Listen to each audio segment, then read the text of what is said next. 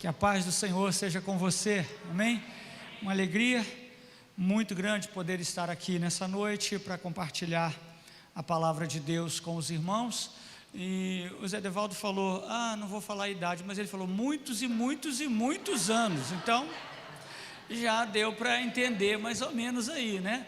E também, se você olhar assim para cima, você vai ver pouco cabelo, né, e tal. A minha netinha fala, vovô, cabelo, aqui não, aqui sim. Ela brinca comigo, né? Então, irmãos, para nós é uma alegria, o bispo realmente cumprindo uma agenda familiar, né, me pediu para que pudesse estar aqui com os irmãos e prontamente, não precisa, obrigado. Prontamente nós estamos aqui para poder pregar a palavra de Deus, não suprir a ausência dele, porque é algo muito difícil de suprir a presença do bispo, né, estar aqui com os irmãos. E eu me lembro que há 20 anos atrás, foi desse púlpito aqui que eu fui ordenado como pastor, né? Foi aqui que nós fomos ordenados ao ministério pastoral. Há 20 anos atrás nós fomos ordenados aqui. Eu fui ordenado como pastor aqui nessa igreja, e eu estava cantando com os irmãos, me lembrando, né? Max, irmã Lilian, irmã Alexandra, Hamilton, a gente já fez muita bagunça aqui de louvor, né? Foi uma grande bênção. Eu sou da época, meus irmãos, não de projetor, sou da época de transparência, que eu saía daqui, ia ali, colocava transparência, tirava outra, né? E temos uma história aqui nessa igreja, essa eu digo, é a minha igreja também. Eu tenho um pastor, eu sou pastor, tenho um pastor, o bispo é o meu pastor, sempre que a gente pode. Há 2 semanas atrás, nós tivemos um dia inteiro juntos, né? Eu, ele, a irmã Lourdes e a irmã Marilene. Então, assim, essa igreja é a minha igreja também. Eu me sinto parte de estar aqui com os irmãos, muito embora ausente fisicamente, mas sempre orando diariamente para que Deus continue com a sua mão sobre essa casa e sobre essa obra. Meus irmãos, é uma tarefa muito difícil pregar a palavra de Deus, muito difícil mesmo. E hoje o peso é maior, porque eu vou pregar, o bispo não está aqui, né? Eu me sinto honrado de poder estar aqui com os irmãos, mas uma honra cheia de responsabilidade, cheia de temor, porque vou pregar a palavra de Deus, ele não está aqui, e o que eu falar tem um peso eterno. O destino eterno dos irmãos são responsabilidade minha nessa noite, né? E eu espero que Deus me encontre fiel, como é a característica de um dispenseiro, de alguém que fala a palavra de Deus, que seja encontrado fiel. Portanto, eu quero me colocar à disposição de Deus, para que Deus me use nessa noite, que o nome dele seja glorificado. Amém? Então feche seus olhos, por favor, vamos orar. Senhor, é com muito temor e temor no nosso coração, porque desde quando entramos por aquelas portas, nós sentimos que o Senhor está aqui. E este não é outro lugar, como disse Jacó, ao ser despertado do sono, da visão que teve, ele desperta e disse, este não é outro lugar, senão a casa de Deus, a porta dos céus. Portanto, meu Deus, usa este vaso de barro, usa teu filho, teu servo que está aqui, que tem se colocado em suas mãos, com temor, ó Deus, que vou lidar com a exposição de sua palavra, que é perfeito, sendo eu um expositor imperfeito, careço da sua graça, da sua misericórdia. Oro, meu Deus, por todos quantos vão ouvir essa palavra, aqueles que estão presentes, aqueles que vão acompanhar, estão acompanhando a transmissão ao vivo nesta noite. Eu oro te pedindo, ó Deus e Pai, que esta palavra venha trazer honra, glória e louvor para o teu nome, Senhor. Que eu desapareça e que o Senhor apareça, que o sentimento de João seja o nosso sentimento, o sentimento de desaparecer, de diminuir, ó Deus, para que o Senhor cresça em o nome de Jesus. Abençoa, meu Deus e meu Pai, esse instante, que essa palavra não caia em solo rochoso, que não caia à beira do caminho, que não caia entre os espinhos, mas que caia em boa terra e possa produzir frutos para a glória do teu precioso e doce nome, em o nome de Jesus, e que o povo de Deus diga amém. Abra comigo sua Bíblia, por favor, em João capítulo 17, Evangelho de João, capítulo 17, a partir do verso 11, é a oração sacerdotal que Jesus ministrou ao Pai, e nós vamos falar um pouquinho de parte dela. João capítulo 17, os irmãos podem fazer um exercício, ficar um pouquinho de pé, porque é bom, né, termos esse clima de igreja, esse senta e levanta, é muito agradável para nós. João capítulo 17, a partir do verso 11 até o 19, diz assim a palavra do nosso Deus: já não estou no mundo, mas eles continuam no mundo, ao passo que eu vou para junto de ti. Pai Santo, guarda-os em teu nome que me deste, para que eles sejam um, assim como nós. Quando eu estava com eles, guardava-os no teu nome que me deste, e protegi-os, e nenhum deles se perdeu, exceto o filho da perdição, para que se cumprisse a Escritura. Mas agora vou para junto de ti, e isto falo no mundo, para que eles tenham o meu gozo completo em si mesmos. Eu lhes tenho dado a tua palavra, e o mundo os odiou, porque eles não são do mundo, como também eu não sou. Não peço que os tires do mundo, e sim que os guardes do mal. Eles não são do mundo, como também eu não sou. Santifica-os na verdade, a tua palavra é a verdade. Assim como tu me enviastes ao mundo, também eu os enviei ao mundo. E a favor deles eu me santifico a mim mesmo, para que eles também sejam santificados na verdade. Seja abençoada a leitura da palavra de Deus. Os irmãos podem tomar assento, por favor. Se nós pudéssemos colocar um texto naquilo que um tema, ou um título, melhor dizendo, naquilo que nós vamos compartilhar e refletir com os irmãos nessa noite, o nosso título seria: o Espírito Santo, o presente esquecido. Os irmãos vão me entender por que fazer essa referência. Esse texto que nós acabamos de ler é um texto muito importante, é o retrato do coração amoroso do nosso Deus, porque Deus tem um coração amoroso, Ele ama seus filhos, Ele ama seus servos, Ele ama seu povo. Então esse texto é um texto que retrata basicamente o coração, externa o coração amoroso de Jesus, e reconhecendo que seus servos iriam viver num mundo de aflições e sem a presença visível, a presença física de Jesus. Então Jesus olha para aquilo que nós iríamos enfrentar neste mundo e levanta a sua voz e ora ao Pai, prevendo a sua ausência, faz uma oração ao Pai para que os seus servos pudessem ter uma companhia, para que eu e você não nos sentíssemos sozinhos neste mundo. Então Jesus levanta a sua voz, ora ao Pai Celestial, e Deus, que nos ama tanto e sabe das nossas aflições, sabe dos perigos que nós iríamos enfrentar neste mundo, Ele faz essa oração.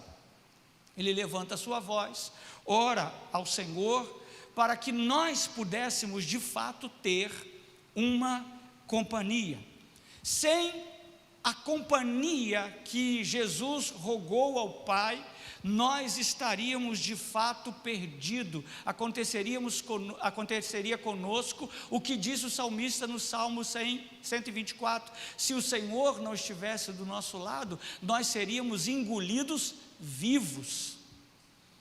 Amém, meus irmãos? Se Deus não estivesse do nosso lado, o nosso inimigo já teria dado cabo de nós. Nós seríamos destruídos simplesmente ao tragar da boca dele. Mas o Senhor é tão maravilhoso, Ele nos ama tanto, que Ele rogou ao Pai, para que o Pai pudesse enviar uma companhia para mim, e uma companhia para você. Hoje nós estamos vendo o povo de Deus vivendo debaixo de muito sofrimento, sendo atacado e sendo muitas vezes vencido e derrotado. Hoje o povo de Deus precisa de uma mensagem, não do Evangelho. O povo de Deus precisa, segundo muitos, de uma mensagem de autoajuda. Daí você vê as reflexões de autoajuda, porque a gente se sente sozinho. Então o povo de Deus acha que essas reflexões surtem efeito. Eu quero dizer para os irmãos que nós não precisamos de uma mensagem de autoajuda. Nós não precisamos dessa teologia do coach aí, desses rapazes bonitinhos e engomadinhos que vão para cima de um palco, não para cima de um púlpito, tudo escuro, e eles se assentam, pegam uma Bíblia na mão, ficam com ela 30, 40 minutos falando uma mensagem de autoajuda para a igreja. Meus irmãos, nós sofremos, nós passamos por aflições, nós enfrentamos lutas, mas eu quero dizer que você não está sozinho.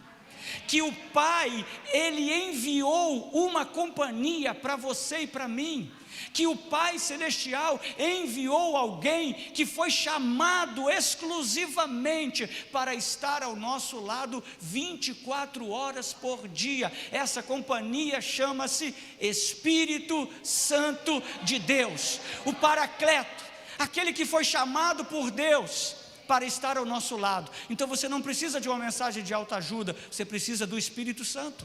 Você precisa dessa companhia do Espírito Santo do seu lado, do meu lado, do nosso lado, dizendo para nós: faz isso, não faz isso, vai ali, não vai ali, pense isso, não pense isso. É o Espírito Santo fazendo o trabalho dele.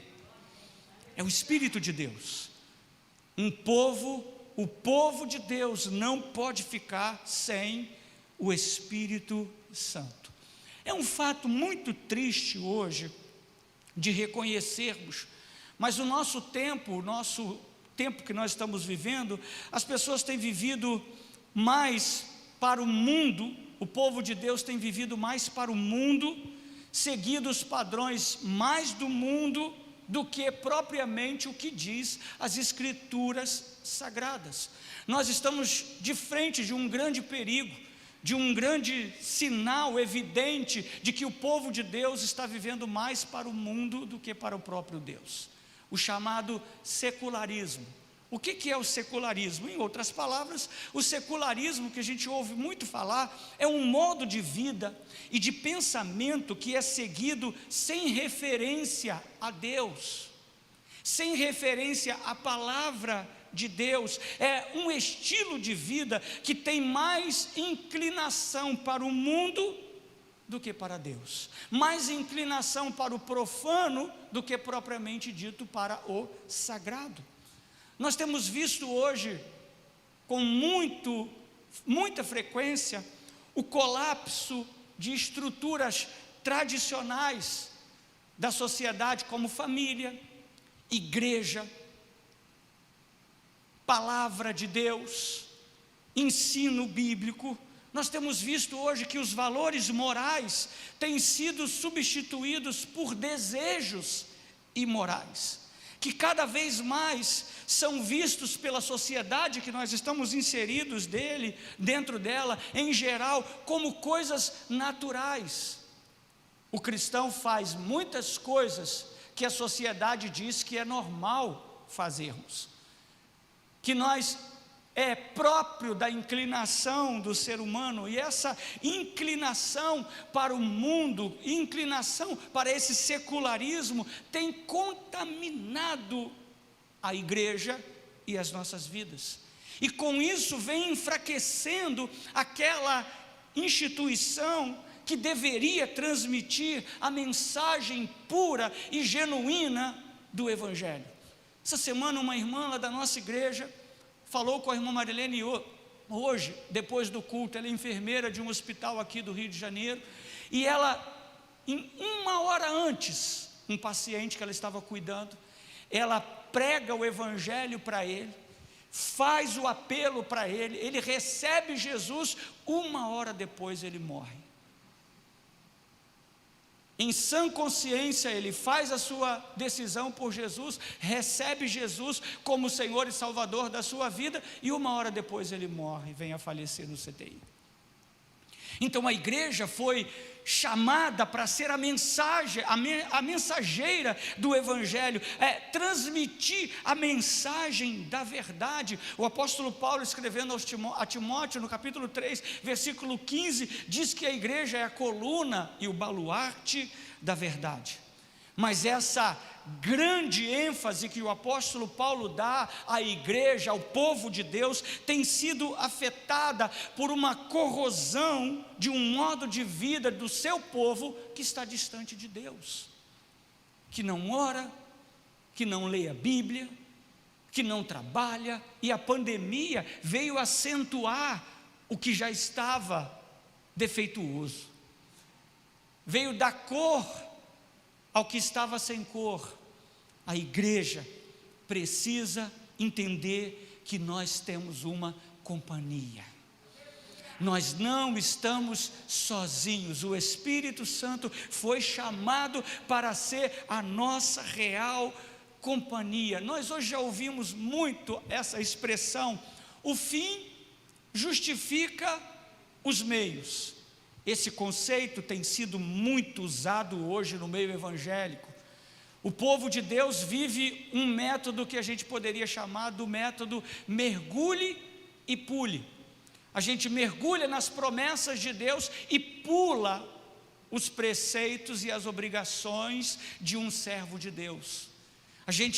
Nós queremos as promessas, mas não queremos o compromisso. Nós queremos as bênçãos de Deus, mas não queremos o Deus das bênçãos.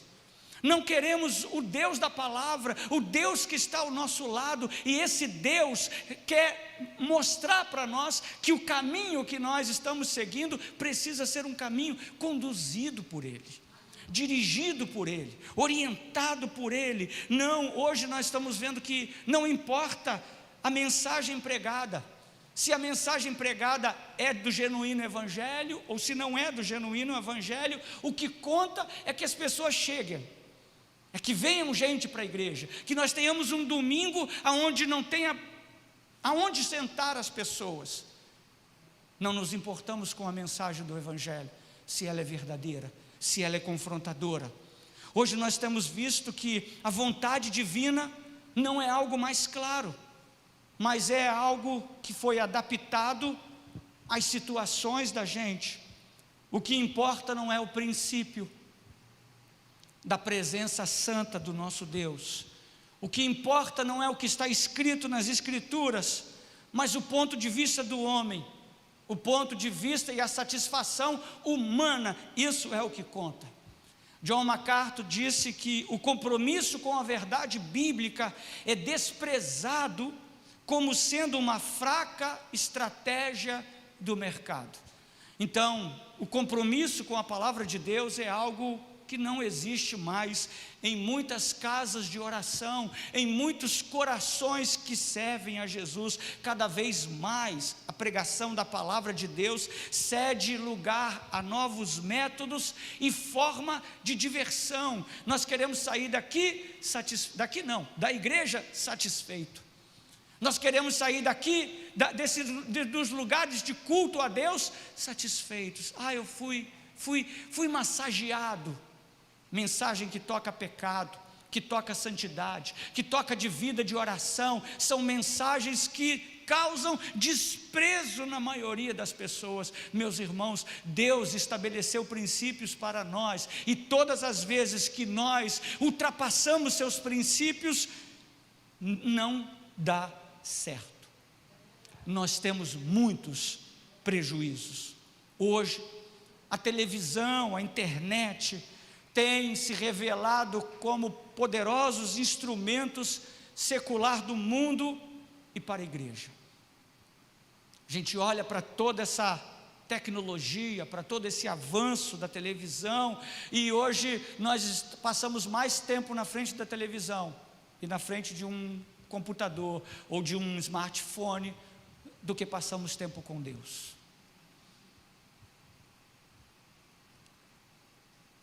O cristão é capaz de ficar 2 horas na frente de uma televisão vendo em filme, sem abrir a boca de sono, mas ele, quando vai orar, 5 minutos, ele já está com sono, cochilando.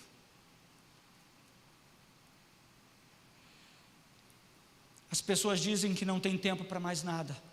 Eu não tenho tempo, eu trabalho de manhã, de tarde, de noite. Eu não tenho tempo para ler, eu não tenho tempo para visitar, eu não tenho tempo para conversar. As pessoas estão sendo anuladas, e com isso estão substituindo a razão pela emoção e o significado pela diversão. As coisas mais importantes estão ficando em segundo plano, em segundo lugar na nossa vida. Esse comportamento afastado de Deus atingiu a igreja, atingiu o povo de Deus. Os cristãos hoje perderam a capacidade de ler, perderam a capacidade de conversar, de visitar, de estar mais tempo. Hoje a gente não pode aglomerar, hoje nós não podemos nos abraçar. A única época da história que você viu um cristão dar soco no outro é hoje, que só se cumprimenta dando soquinho. E é a substituição. Mas criança ensina a gente. Quarta-feira eu fiquei assim, maravilhado de ver as crianças. Antes de começar o culto, chegou uma menininha que tinha 2 semanas que ela não ia com a família, e ela chegou na igreja, e logo 2 levantaram, foram até ela e venceram os protocolos, venceram tudo. Aí uma abraçou, a outra abraçou também. Aí eu lá no meu coração assim, meu Deus, que inveja. Mas já confessei o meu pecado da inveja. Porque, irmãos, hoje a gente não pode fazer muita coisa. A igreja foi resumida, cada um de um lado, a cada um numa posição. Isso tudo mostra que nós estamos sendo influenciados por um modo de vida que nós temos que tomar extremo cuidado com ele. Muitos crentes hoje deixam de lado a palavra de Deus, não leem a Bíblia, não oram, não entram no quarto para ter um tempo de oração a sós com Deus. Grande parte hoje dos cristãos da atualidade abandonam as riquezas da doçura de uma vida na companhia do Espírito Santo de Deus, trocando-o por fontes vazias, por cisternas rotas, como fez o povo de Israel. E eu gostaria que você abrisse comigo sua Bíblia em Jeremias capítulo 2. Livro do profeta Jeremias, capítulo 2. Olha o que diz aqui o texto bíblico, olha só a profundidade das palavras desse texto. Jeremias capítulo 2, versículo 10 até o 13.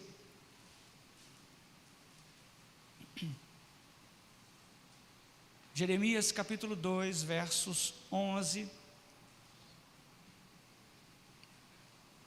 verso 10 até o 13. Os irmãos já encontraram?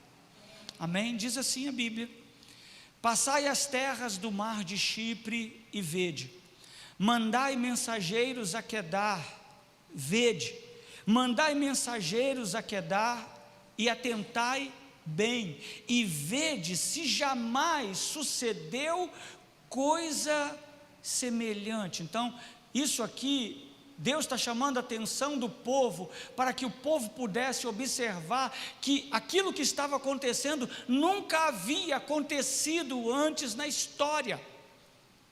Nunca havia acontecido antes em nenhum povo, de leste a oeste, de norte a sul. Nunca se ouviu o que eles estavam vendo naquele momento. O que eles estavam vendo ou passando? Verso 11: houve alguma nação que trocasse os seus deuses, postos que não eram deuses? Todavia o meu povo trocou a sua glória por aquilo que é de nenhum proveito. Então, o profeta está dizendo aqui para nós o seguinte: olha, o que nunca se ouve, o que nunca se ouviu, o que nunca teve relato na história, é um povo que troque o seu Deus por outro Deus. Um povo que troca o bem mais precioso do ser humano, que é a presença de Deus, que é a palavra de Deus, que é o convívio dos santos, que troca isso por coisa que não é proveitosa. Então, meus irmãos, nós precisamos fazer uma avaliação nessa noite, aqui, com muita sensatez. Você tem trocado a glória da presença de Deus por coisa que não é proveitosa? Como é que está a sua vida, minha vida, nossa vida? Porque há algum tempo atrás Deus falou comigo assim: meu filho, olha que você não ora como você orava antigamente. E eu me alertei e falei: meu Deus, o que é isso? Que voz é essa? Já ia repreender em nome de Jesus, achando que era uma voz maligna. Porque afinal de contas, que voz é essa falando com um pastor ordenado? E Deus falou: você já não está orando como você orava no início da sua conversão. E eu falei: é mesmo, Senhor? E o Senhor falou: você precisa corrigir, você está trocando a minha glória por coisa que não tem proveito algum. Eu acredito que o que Deus falou comigo pode se estender muito bem também a você. Pode se estender a você que está de forma presencial aqui na igreja. Pode se estender a você que está acompanhando a gente na transmissão ao vivo nesta noite. O que Deus está falando é que o povo dele está trocando a sua glória por coisa que não é proveitosa. Nós estamos trocando as delícias da presença santa do nosso Deus por horas a fio, longe da presença de Deus, por horas a fio, longe das Escrituras Sagradas. Abra comigo sua Bíblia, em Mateus capítulo 7, é agora que a gente vai começar a entrar lá no assunto. Mateus capítulo 7, então prepare-se. Mateus capítulo 7, versículo 13 e 14. As duas entradas, ou melhor, as duas estradas. Mateus capítulo 7, já encontraram? Diz assim o texto, Mateus capítulo 7, verso 13, diz: entrai pela porta estreita, larga é a porta e espaçoso o caminho que conduz para a perdição, e são muitos os que entram por ela, porque estreita é a porta e apertado o caminho que conduz para a vida, e são poucos os que acertam com ela. Um texto extremamente conhecido. Jesus está ensinando aqui que o caminho largo é o caminho das vantagens, o caminho da ausência do compromisso e da dedicação. É um engano acharmos, irmãos, que a vida cristã não é uma vida de dedicação, não é uma vida de compromisso, não é uma vida de resistência. O cristão tem que estar familiarizado com essas práticas. O cristão tem que ter compromisso com Deus, o cristão tem que ter dedicação a Deus, o cristão tem que ter uma vida voltada para Deus. Não se fala tudo, não se ouve tudo, não se vê tudo, não se está em todos os lugares, porque você tem um compromisso com Cristo. Um colega conta uma piadinha, e você acha engraçada aquela piadinha. Sai à noite, sexta-feira, e diz: vamos todos ali para o bar, não tem problema, você não bebe, mas fica com a gente, toma um guaraná. Aí nessa sexta você toma um guaraná, na outra sexta você toma um outro guaraná, na outra sexta você já está pedindo outra coisa. Um cristão tem que aprender a resistir, tem que aprender a ter compromisso. Eu tenho compromisso com Deus, eu tenho dedicação ao meu Senhor. Então o caminho largo é o caminho da ausência do compromisso, um caminho de vantagens, mas o caminho estreito é o caminho de submissão a Deus. E é estreito por quê, pastor? É estreito porque simboliza a dificuldade de andar por ele para quem está acostumado aos atalhos da vida.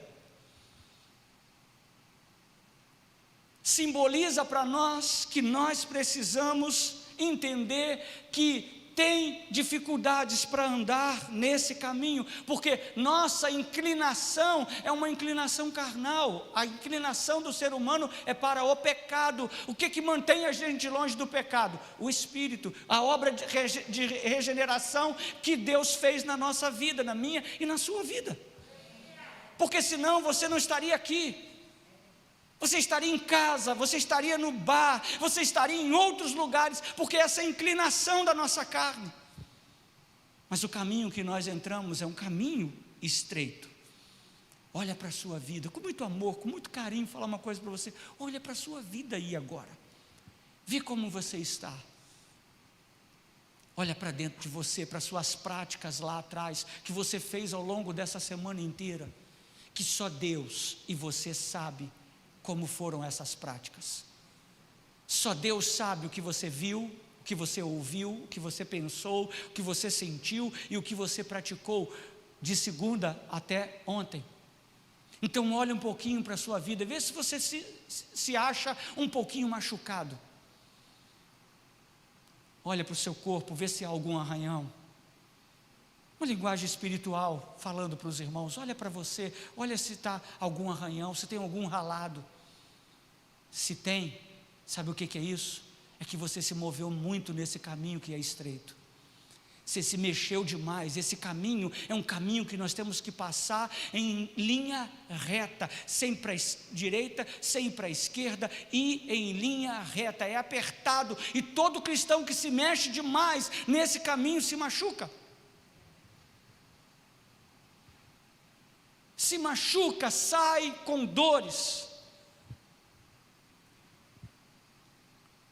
É triste hoje constatar a realidade de que um grande número de cristãos tem dado mais valor às coisas do mundo em detrimento às coisas de Deus, dado valor mais às coisas do mundo do que às coisas do Espírito.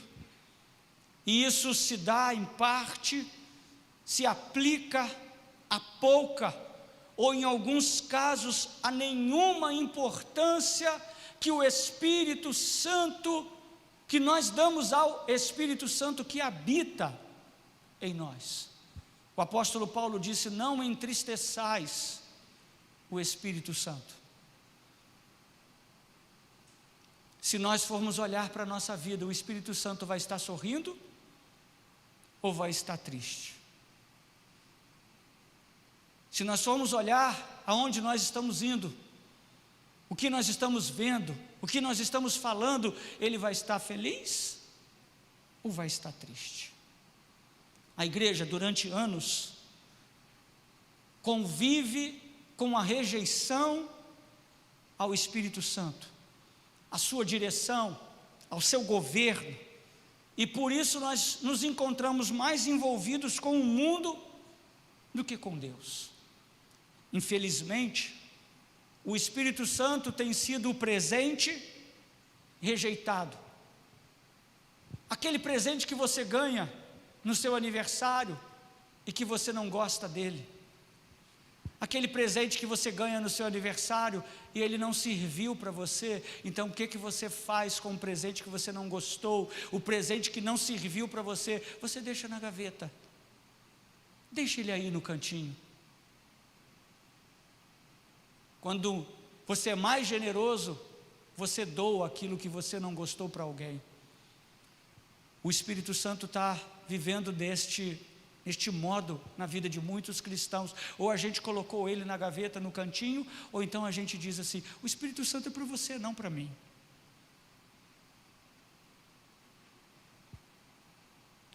E por isso nós estamos somando mais prejuízos do que benefícios.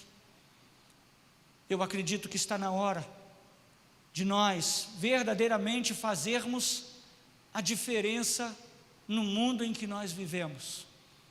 Todos os cristãos querem fazer a diferença, querem ocupar o melhor lugar na sua empresa, querem tirar as boas notas na faculdade, querem os melhores lugares, querem as melhores roupas, querem os melhores carros. Nós queremos ser diferente, mas eu quero dizer para você, para que você seja diferente, você precisa fazer a diferença.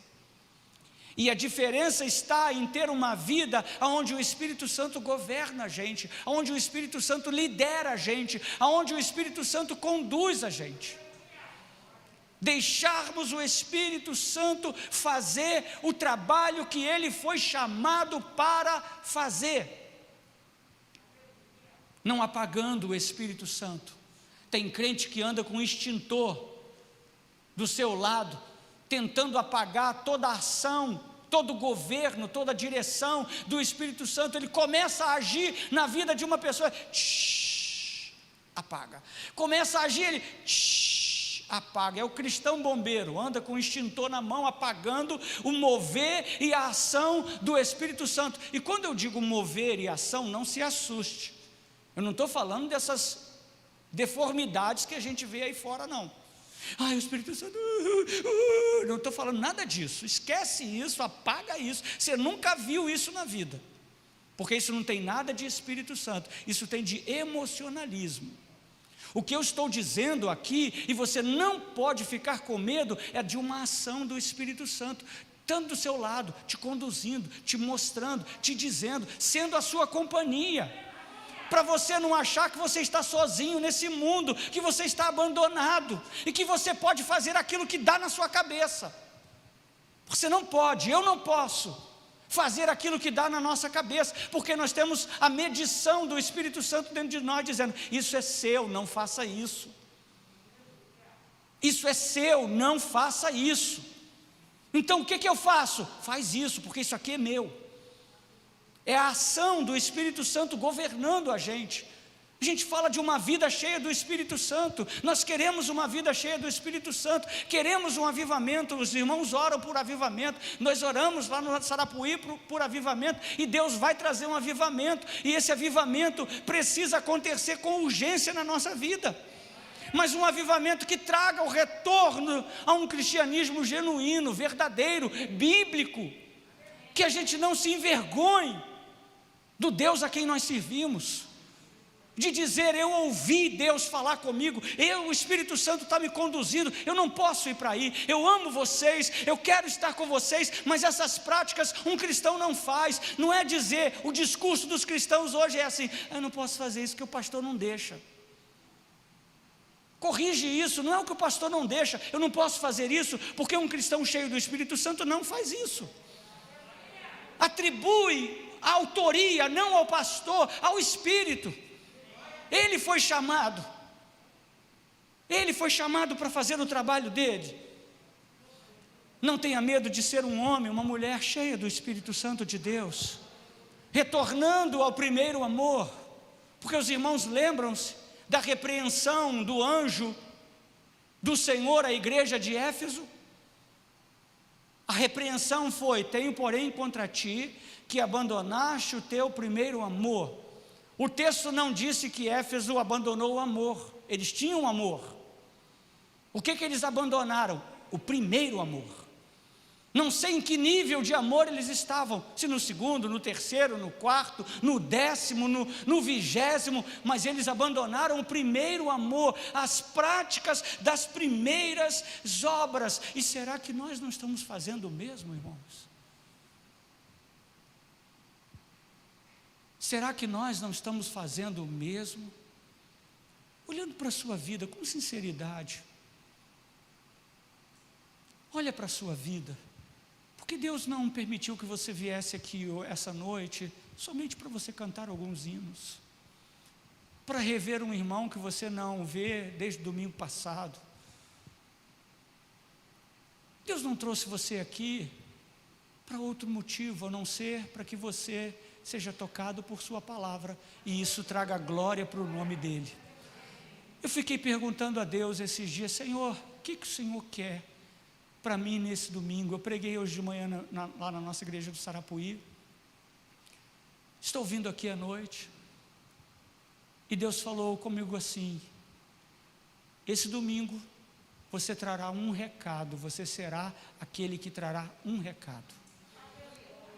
Então o recado de Deus para você nessa noite é que você retorne como noiva de Cristo, porque o noivo te espera. O óleo precisa estar na sua lamparina, pois a qualquer momento o noivo que vem virá, e nós ouviremos a voz do noivo dizendo: saí ao seu encontro. E se você não tiver óleo, você não vai caminhar, porque você vai estar no escuro e não conseguirá chegar perto do noivo. Então nessa noite, há quase 1 hora, ministrando para os irmãos, eu venho aqui para dizer um recado de Deus para a sua vida nessa noite. Para você, para você, para você, para você que está acompanhando a transmissão, é o recado de Deus. E eu termino como terminavam os profetas, sem ter a pretensão de ser um profeta, como foram os do passado. Eu termino dizendo: assim diz o Senhor. Vamos ficar de pé, por favor.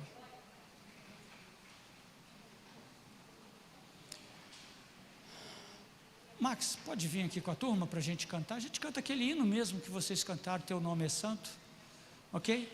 Você vai puxando e 1 hora eu chego aqui, tá? Tá bom? Feche seus olhos, por favor. Feche seus olhos.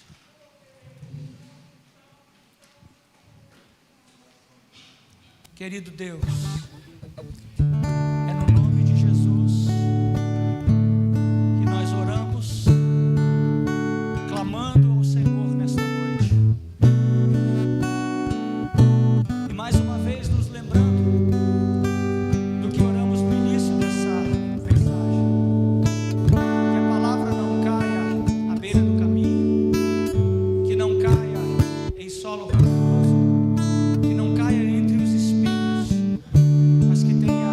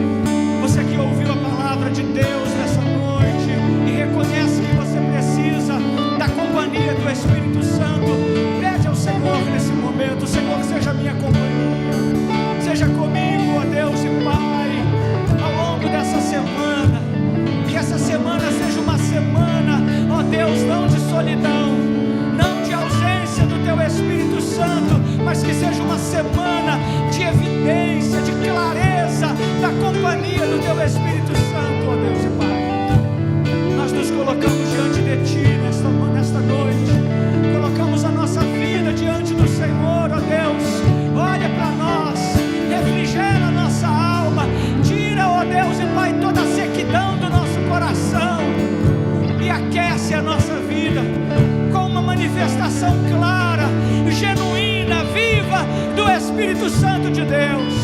Ó Deus, vem sobre nós. Vem sobre nós, ó Deus, nesta noite. E traz glória para o teu nome, traz louvor para o teu nome, traz honra para o teu nome, ó Deus, manifestando sua graça. Espírito Santo, enche-nos. Espírito Santo, enche, faz a gente transbordar.